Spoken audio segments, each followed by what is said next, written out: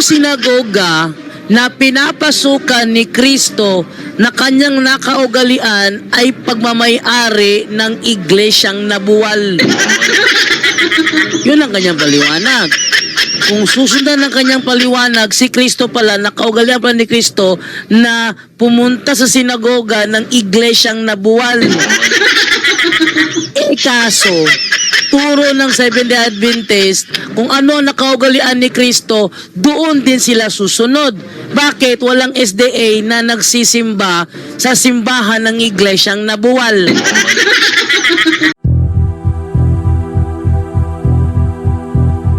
Dahil sa katotohanan ng ipinapangaral ng Santa Iglesia Katolika na hindi maitanggi ng mga protestante sa lungatang aral at bahayag ng mga pastor, ilalatag.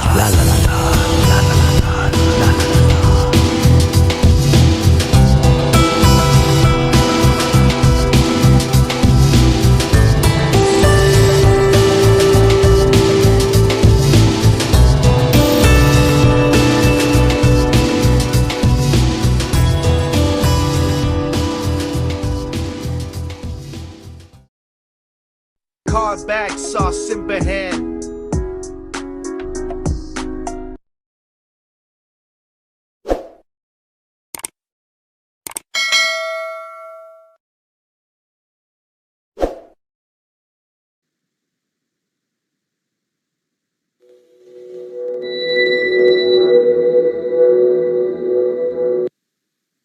Magandang araw po mga kapuntos, at sa araw na ito po meron po akong tampok na video para sa inyo at sana ay magustuhan ninyo. Kaya sa mga bago pa po sa aming channel, please po don't forget to hit the subscribe button at ang notification bell para maging notified kayo sa bawat video na ilalabas ko sa channel na ito. At bilang kahilingan po ng punto por punto team at naway maintindihan po ninyo, sana po wag nyo pong i-skip yung mga ads sa aming mga video. Sa maliit na bagay na po na yan, malaking tulong po yan sa ating programa at sa ating ministry. Sana po maunawaan po ninyo. Maraming salamat po, kaya wag na po natin patagalin. Simulan na po natin.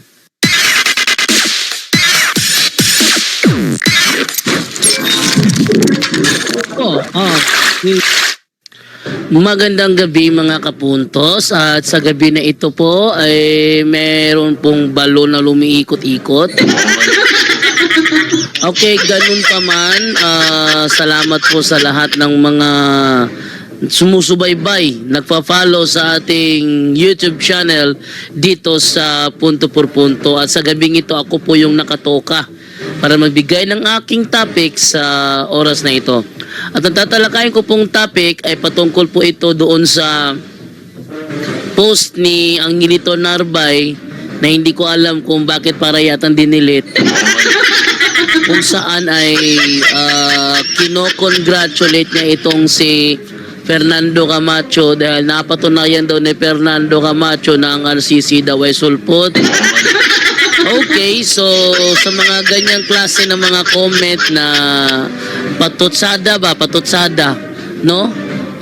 What I thought kay Angelito Narbay is marunong daw siya na na di daw siya gaya ng iba daw dahil siya daw yung tipo daw na na marunong daw mag rumispeto, rumispeto daw, pero mukha yata na nahahawa na sa ibang mga posters, nagpapatutsada na. Dahil doon, isa po itong challenge para sa akin na magsagawa ng isang debate review kung talaga bang napatunayan ba ni Fernando Camacho na ang RCC ay sulpot. Narito ang ating mga video na ating pagbabatayan. Sang-ayon sa banal na kasulatan, ang iglesia hindi nagmula sa bagong tipan. Ayun, so sabi ni Fernando Camacho doon na ang tunay ni iglesia daw hindi daw nagsimula sa bagong tipan. Doon pa lang may palpak na. Dahil ang iglesia ang pinag-uusapan dito is RCC, RCC, sulpot na iglesia. Ngayon, ang tunay na iglesia at ang RCC is a Christian religion. It is a Christian church. So, pag sinabing Christian Church, ang Christian Church hindi nagsimula sa lumang tipan. Kaya yung sinasabi niya, ang tunay na iglesia ay hindi nagsimula sa sa bagong tipan, yun ay isang malaking kapalpakan. So, di ba? Tuloy natin ang naturang video. Ito yaong naroon sa iglesia sa ilang, nakasama ang anghel na nagsalita sa kanya sa bundok ng Sinai, at kasamang ating mga magulang na siyang nagsitanggap ng mga aral na buhay upang ibigay sa atin. Kailan po nagsimula ang iglesia? Buhat pa sa lumang tipan. Ngayon mga kapuntos, ginamit niya ang Gawa 7:38 na tumutukoy ito sa iglesia na nandoon sa ilang. Nakapagtataka lang, bakit ang ginagamit nila kadalasan pagdating sa bagay na yan, yung ang dating Biblia? Ba't hindi nila magamit ang magandang balita Biblia? Alam niyo kung bakit? Kasi sinasakyan nila ang pagliligaw. Sa panahong ito ay nangungopya na sa doktrina ng ang dating daan. Ang sentido po ng talatang yan, si Esteban ay kaharap niya ang mga pangulong pari ng mga Israelita. Kinikwento niya ang kasaysayan ng mga Israelita. Kung paano nagsimula ang kanilang iglesia. Sa madaling salita, ito ay tumutukoy sa iglesia ng mga Israelita. Yan ha. Ang pinag-uusapan kasi, iglesia ng Kristiyano, hindi iglesia ng mga Israelita. Na ngayon, simula noon doon sa ilang, hanggang ngayon, tinatawag na ito, sa panahon natin ngayon, tinatawag na itong Judaism. Yung nandoon sa ilang, nakarating yun sa panahon ni Kristo, kaya nga si Kristo, nung kanyang kabataan, pumapasok doon sa iglesia nila sa sinagoga. Hindi ba? Huwag mong sabihin sa akin, Camacho, yung sinagogang pinasukan niya, yun ay sinagoga ng mga natalikod na. Hindi pala yun ang tunay na iglesia. Daming palpak. Bakit? Out of context kasi. So yung 7:38, tumutukoy po yon sa nangyari sa mga Israelita doon sa ilang. So kung tutuusin nga, out of context ni Camacho, so hindi yun pamunto. Hindi yun pamunto, kundi pagliligaw ang pag-interpret niya sa talatang yun. Kaya tinutukoy doon na iglesia, hindi naman iglesia ng mga Kristiyano. Okay?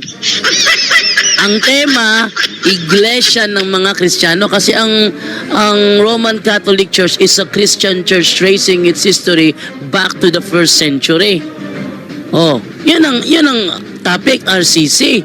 So dapat sana nakafocus itong si Fernando Camacho sa Christian Church at hindi sa iglesia ng mga Israelita. Kaya palpak talaga si Camacho. Pangalawang talata.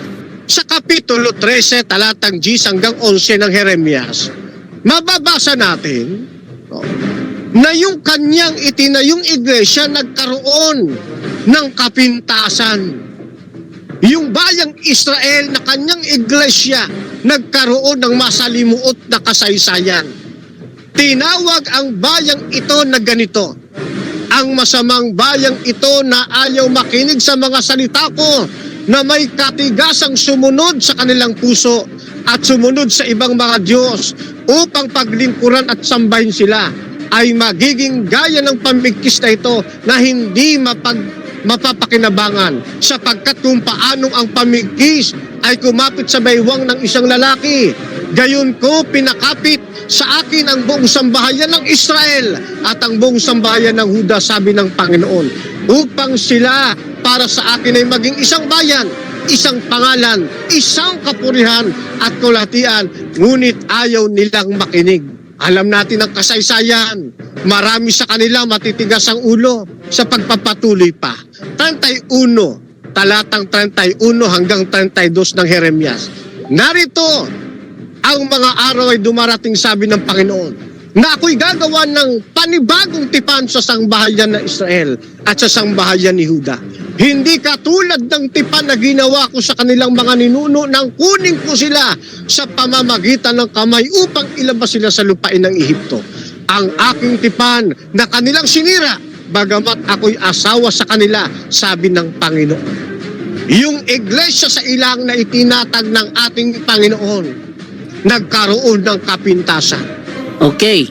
Ang iglesia na tinutukoy doon, sabi ni Fernando Camacho, nagkaroon ng kapintasan. Ang ginamit niya, panahon ni Jeremias. So, ang iglesia na tinutukoy doon, yung iglesia ng mga Israelita, na ngayon tinatawag sa pangalan na Judaism. So, nagkaroon sila ngayon ng kapintasan. Ang Judaism nagkaroon ng kapintasan. Ano naman nangyari? Ano ang paliwanag ni Fernando Camacho dahil sa mga Israelita nagkaroon ng kapintasan? Ano naman ang kanyang paliwanag doon? Tuloy natin. Sa Oseas Kapitulo 14 talatang 1. Bagamat ganun ang nangyayari sa bayang Israel na siyang sinaunang iglesia sa ilang. Ang wika ng ating talata, O Israel, manumbalik ka sa Panginoon mong Diyos sapagkat ikaw ay nabuwal dahil sa iyong kasamaan. Ang iglesia sa ilang mga kapatid, dahil sa malaking kalapastangan na kanilang ginagawa, sila ay nabuwal, ang sabi ng talata. Subalit ganun pa man ang sabi ng Panginoon, ang sabi ng talata, manumbalik ka niya sa Panginoon. Ngayon, hinulaan din sa aklat ng Amos, Kapitulo 9, 11 hanggang 12. Oy, teka lang. Teka. Napansin nyo yon? Binasa lang niya ang Oseas 14.1. Pagkatapos doon, dumiretso agad sa Amos. Oy, mukha yatang may pagliligaw doon may pagmimislead. Mas maganda basahin natin ang sinasabi sa Oseas 14.1 at ituloy natin para malaman natin bakit siya biglang tumalon doon sa Amos. Bakit ganon? So ating tingnan ang 14.1 ng Oseas. Ito ang sinasabi sabi ganito. Yan. Sinabi ni Hoseas, mga taga-Israel, magbalik loob na kayo sa Panginoon na inyong Diyos. Napahamak kayo dahil sa inyong kasalanan. Magbalik loob na kayo sa Panginoon at sabihin ninyo sa Kanya, patawarin niyo po kami sa aming mga kasalanan. Tanggapin niyo po kami ayon sa inyong kabutihan upang makapaghandog kami sa inyo ng pagpupuri. Hindi na kami hihingi ng tulong sa Assyria. Oy! Ay, teka. Kaya pala sila nabuwal kasi sila ay nakisawsaw sa buhay ng mga pagano.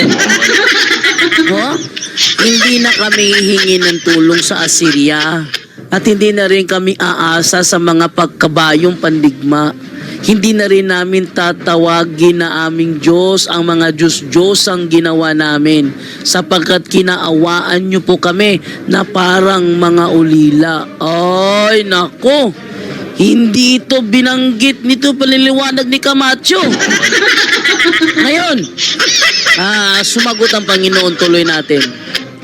Sinabi ng Panginoon, pagagalingin ko ang aking mga mamamayan sa kanilang pagkamasuwayin at taos-puso ko silang mamahalin sapagkat nawala na ang galit ko sa kanila. Pagpapalain ko ang mga taga-Israel. Ako'y magiging parang hamog sa kanila na nagbigay ng tubig sa mga halaman. Sila ay uunlad gaya ng halamang inyong liryong namumulaklak.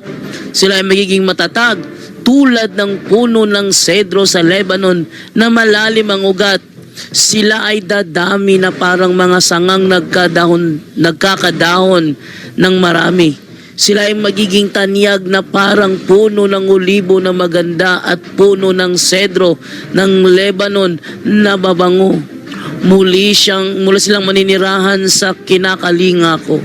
Sila ay uunlad na parang trigong yumayabong o ubas na namumulaklak, o magiging tanyag sila na gaya ng alak ng Lebanon.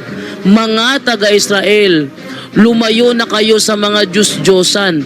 Ako ang tutugon ng inyong mga dalangin at ako ang kakalinga sa inyo. Poprotektahan ko kayo. Ako'y magiging parang puno ng sipres na mayabong na magbibigay ng lilim. Ako ang nagpapaunlad sa inyo. Sa madaling salita, sa panahon pa lang pala ni Oseas, nagbalik loob na ang mga Israelita. Kasi nangako ang Panginoon sa kanila. No? Nangako ang Panginoon. Pero, nakapagtataka ba't biglang dinugtong ni Fernando Camacho ang Amos? Bakit? Proven ba ng Bible scholar na ang Amos ay connected dito sa Hosea yung binabasa?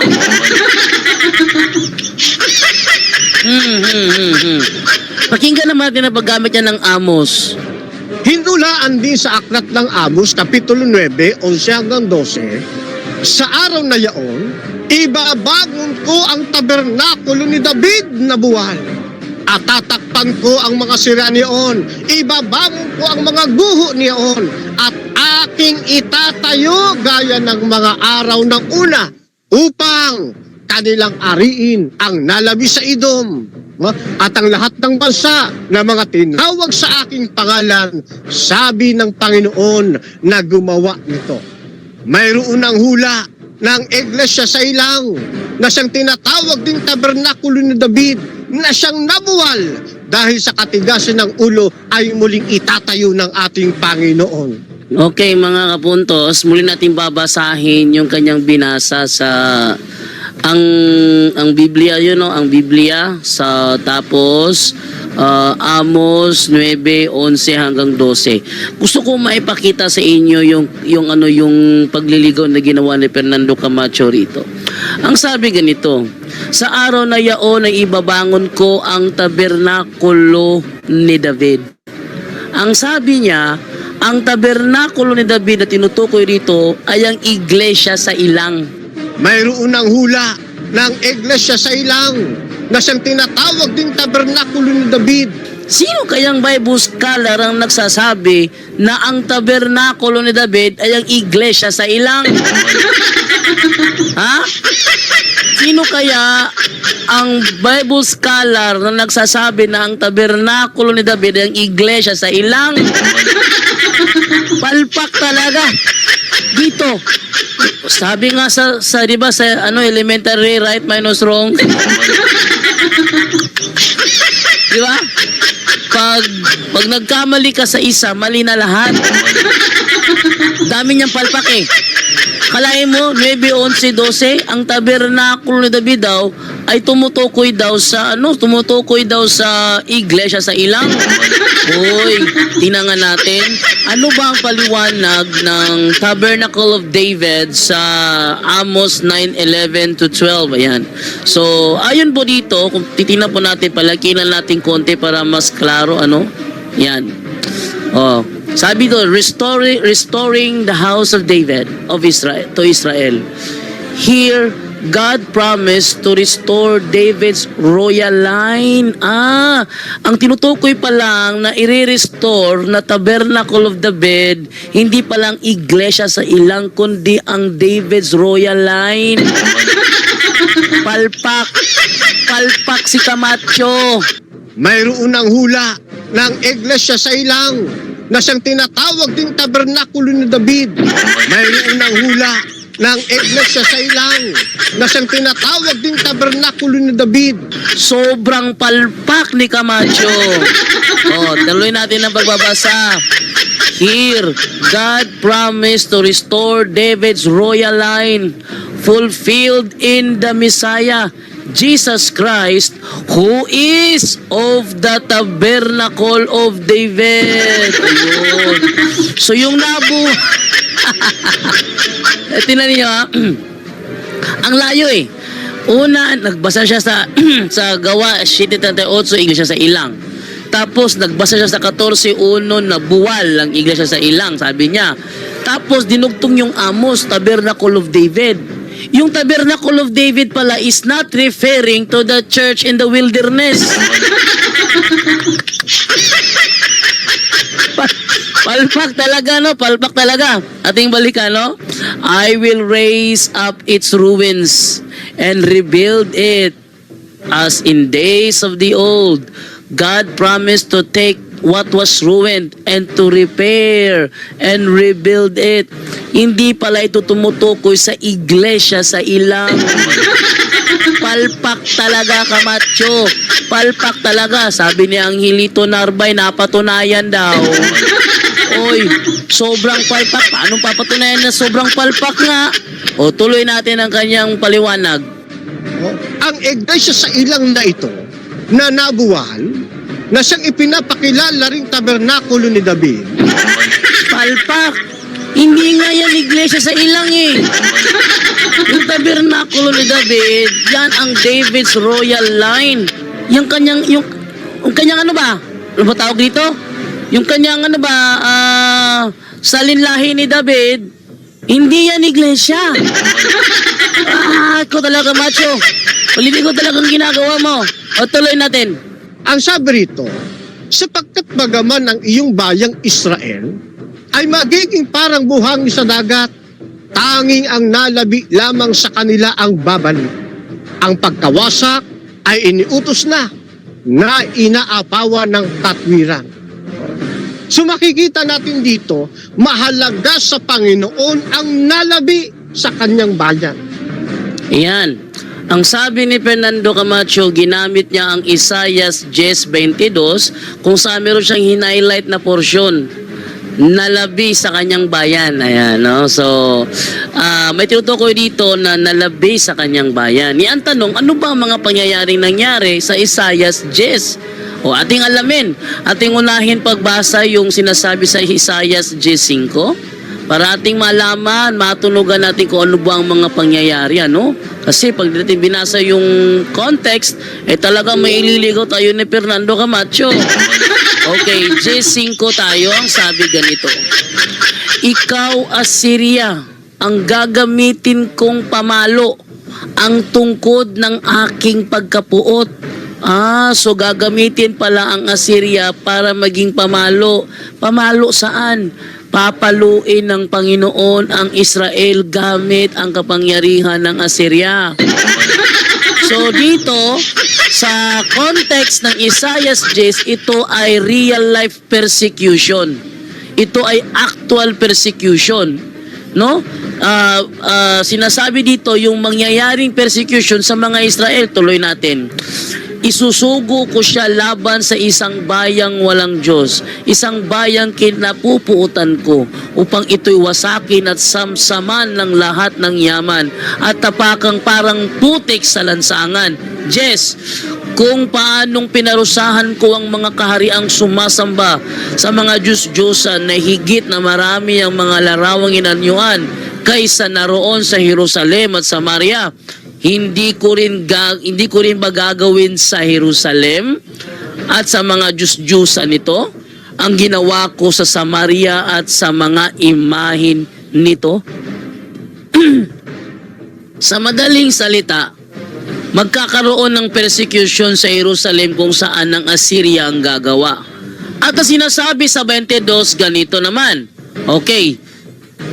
Sapagkat kung sindami man ang buhangin sa dagat ang mga Israelita, ilan lamang ang makakabalik, nakatakda na ang pagwasak sa iyo ayon sa nararapat. Ang wawasakin dito yung Israelita mismo. Yung mga Israelita ang wawasakin dito. Ang gagamitin yung mga taga-Assyria, wawasakin ng mga Israelita, at konti lamang ang makakabalik. Ilan lamang sa kanila ang makakabalik. Ating basahin yan sa ang salita ng Diyos. Itong sinasabi sa 22. Tingnan nyo ha. kahit na kasindami ng buhangin sa tabing dagat ang mga Israelita, iilan lang ang makakabalik. Oh, Israelita is referring sa mga people of Israel. Kasindami sila ng buhangin sa dagat, pero iilan lang sa kanila ang makakabalik. Iilan lang sa kanila ang makakasurvive sa persecution. Yun ang tinutukoy ng naturang talata. Pero pakinggan natin kung paano ililigaw ni Fernando Camacho ang mga nanunood. Sa panahong ito, mga kapatid, tanging Seventh-day Adventist lamang ang hindi natitibag sa kanilang paniniwala na sila'y nalabing iglesia. Ano daw? Tanging Seventh-day Adventist lamang ang hindi natitibag sa kanilang paniniwala na sila'y nalabing iglesia.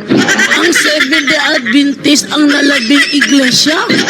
Hala, saan niya kinuha yun? Saan niya kinuha yun? Uy, Fernando Camacho. Sinong Bible scholar ang nagsasabi na ang Seventh-day Adventist ang nalabi ng Judaism?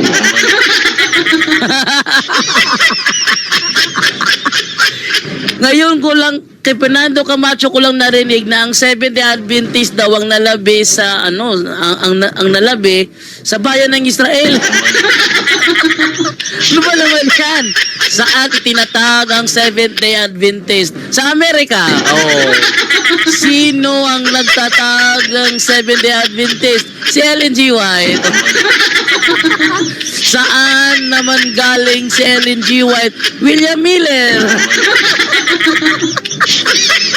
Saan naman galing si William Miller? Wala na silang alam doon. Ano? Uy, Camacho.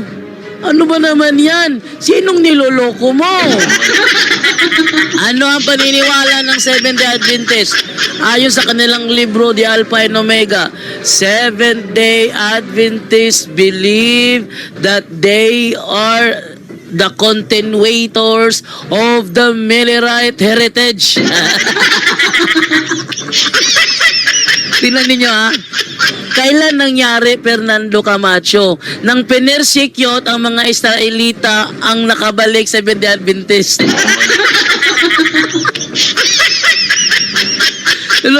ano ba naman to?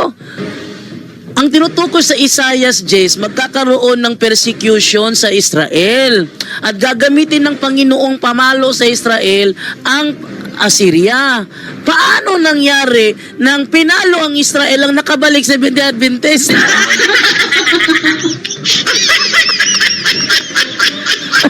Ano nangyari yan? Ibig sabihin, nung panahong Isaias, pinersecute ang mga Israelita, kaninong sinagoga ang pinasukan ni Kristo? Hindi ba? Lucas 4:16, nakaugalian ni Kristo mula sa kanyang pagkabata, pumasok sa sinagoga sa araw ng Sabat. Sinong may-ari ng sinagoga? Seventh-day Adventist? Ano ba naman yan? Napaka-joker naman. Ay, Halito Narbe, paluin mo nga yan. Sige. Sino sa mga tao nanonood ngayon ang matalino sa history? Bigyan nyo nga ako ng legal na kasagutan kung saan is matatanggap ko naman beyond reasonable doubt ng ang mga Israel ay pinersecute ng Assyria ang natira sa Seventh-day Adventist. Paano nangyari yun? Ha? Fernando Camacho, paano nangyari yun? Ang Seventh-day Adventist ang natira sa Israel? Hindi nga nakatapak ng Israel si Ellen G. White eh. Uy, utak naman, utak. Hindi ka naman nakatapak na si Ellen G. White galing kay William Miller. Parang na ang Seventh-day Adventist ang nalabi sa bayan ng Israel. Actual persecution ang naging bunga, sulpot. Uy, ano ba naman yan? Fernando Camacho, mukha yatang nagliligo ka ng tao rito. Ha? Tingnan ninyo ha, isipin lang natin, imagine lang natin. Dumating yung panahon, Pinagalaw ng Panginoon ng mga Assyria para paluin ang mga taga-Jerusalem na sumasamba na sa mga Diyos-Diyusan. Nang pinersecute ang Jerusalem gamit ang Assyria, sila lahat pinersecute. Tapos sabi, iilan lang sa kanilang makakabalik. Sabihin, may matitira sa Israel na siyang daranas ng persecution. Paano nangyari? Nang pinersecute ang Israel, ang nakabalik 70 Adventist. Ha? 70 Adventist, 1863 lang lumitaw. Galing kay William Miller. Tapos, ibig sabihin pala, ang persecution nangyari sa panahon ng Isaias, natapos ang persecution noong 1863. Palpak talaga. Dami, napakapalpak talaga ng kwento nitong si Fernando Camacho. Mukha yata napahaba yata ang kwento ko. Mukha yatang magkakaroon to ng part 2. O sige, hilingin ko baka baka bukas pasundan ko ito ng part 2. Hilingin ko muna sa na baka pasundan ko to ng part 2 bukas kasi mahabang usapin nito eh. Hindi kakasya yung yung kalahating oras, pero kailangan kasi kalahating oras lang yung yung limit ng video. Palpak talaga si Fernando Camacho, palpak talaga. Oh, ituloy pa natin ang kanyang paliwanag na ay naku, sobrang nakakatawa.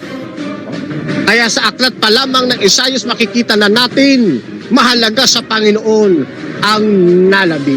Ayun, mahalaga sa Panginoon ang nalabi.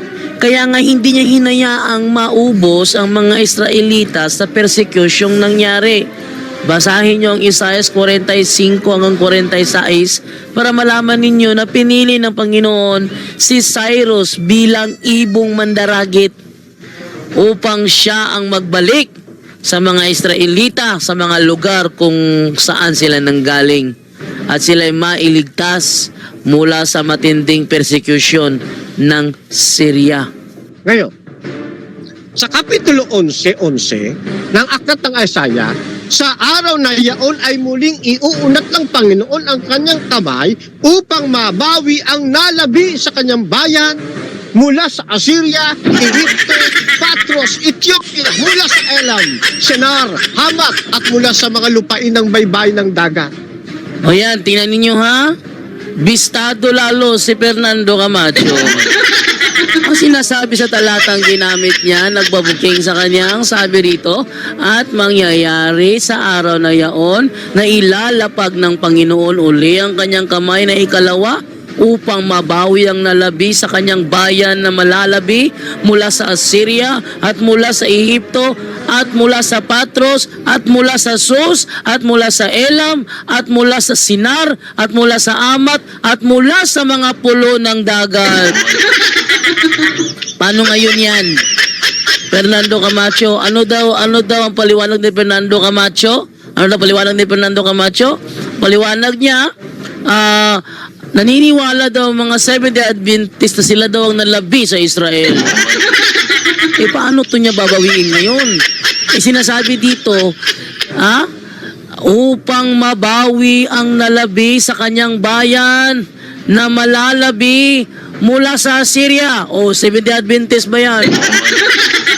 Bad shot talaga. Sobrang bad shot.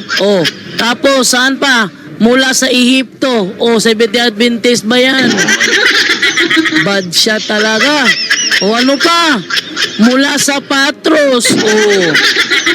SDA ba yan? Naku, kwentong barbero ni Fernando Camacho galing sa Zeus. SDA ba yan? Ay, naku ka, At mula sa Elam. SDA ba yan? Nahihibang si Fernando Camacho rito. At ano pa? Mula sa Sinar, mula sa Amat, at mula sa mga pulo ng dagat. Yan ba ay Seventh-day Adventist? Ay, naku. Nalasing na si Fernando Camacho rito. Nagpapaniwala ka kasi sa kwentong barbero nangungopia ka ng aral sa ang dating daan, ni hindi mo dino-double check ang historical context ng binabasa mo. No? Dahil nakalagay Isaias, aba, ginagawa nilang prophecy. Ang hirap niyan, Fernando Camacho. Persecution sa Israel, ang nakauwi, Seventh-day Adventist. Ha? Pinersecute ang Israel doon sa Assyria. Pinersecute ang Israel doon sa Ehipto. Pinersecute ang Israel doon sa Patros, doon sa Kos, doon sa Elam, doon sa Sinar, doon sa Amat, doon sa mga pulo ng dagat. Pinersecute ang mga Israelita doon. Tapos ang nakauwi, Seventh-day Adventist. Ay, malaking kahibangan yan. Sobrang laki ng kahibangan yan. Paglalarawan ito mga kapatid, na muling babawiin ng Diyos ang nalabi sa kanyang bayan sa lahat ng dako nito. 16:18. Ito na ang naging katuparan ng pagtatayo ng iglesia sa ilang na nabuwal dahil sa katigasan ng ulo ng kanyang bayan. Lalo pa dinagdagan ng kanyang problema. Tingnan mo. Wala namang sinasabi doon na sa mga nakaraang talata na nawala ang iglesia sa ilang. Katunayan, hindi ba Lucas 4:16? Basahin natin yung Lucas 4:16. Ito yung kanilang paboritong talata eh. You know? Sabi sa Lucas 4:16, basahin natin. Ang sabi ay ganito. Yan. At siya'y napasa Nazaret na kanyang nilakhan at ayon sa kanyang kaugalian. Ano daw? At siya'y napasa Nazaret na kanyang nilakhan. Mas maganda, magamit tayo ng ibang translation para mas malinaw. Pumunta si Jesus sa Nazaret, ang bayan kung saan siya lumaki. Ayun, saan siya lumaki? Gaya ng kanyang nakaugalian, pumasok siya sa sinagoga ng araw ng Sabat. Tumayo siya upang bumasa ng kasulatan. Kaso, idinugtong na ni Fernando Camacho ang Mateo 16:18, kung saan nangyari yun 30 anyos na si Kristo. Ibig sabihin, yung sinagoga na pinapasukan ni Kristo na kanyang nakaugalian ay pagmamay-ari ng iglesyang nabuwal. Yun ang kanyang paliwanag. Kung susundan ng kanyang paliwanag, si Kristo pala, nakaugalian pala ni Kristo na pumunta sa sinagoga ng iglesyang nabuwal. Kaso, turo ng Seventh-day Adventist, kung ano ang nakaugalian ni Kristo, doon din sila susunod. Bakit walang SDA na nagsisimba sa simbahan ng iglesyang nabuwal? Bad siya talaga, no? Sobrang bad siya talaga. Sobrang bad shot. Lagi nyo ginagamit ang Lucas 4:16, tapos sa kwentong barbero na ito ni Fernando Camacho, biglang lumitaw na yung sinagoga pala na pinapasukan pala ni Kristo ay pagmamay-ari ng iglesyang nabuwal. Bakit walang SDA ang sumunod sa kaugaliang sumamba sa simbahan ng iglesyang nabuwal? Ay, naku ka! Lalong nahirapan. Ang Hilito Narbay, sapakin mo nga.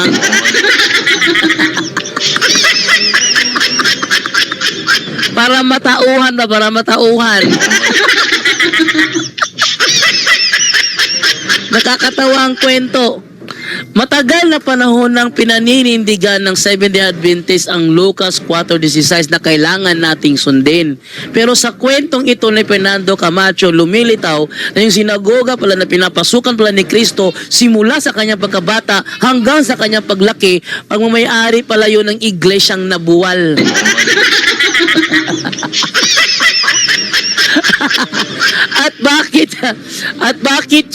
Bakit yun ang katuparan? Bakit naging katuparan ang Mateo 16:18? Bago siya magtatag ng kanyang iglesia, meron ng sinagoga na pinapasukan niya. nabuwal na pala yun. Bad shot ka talaga, Fernando Camacho, no? Bad shot talaga. Buti na lang, ano sa'yo si Angelito Narbay dahil sa kanyang kapanatiko na congrats, inireview ko yung mga talatang pinagagamit mo. Di nabuking tuloy, kwentong barbero.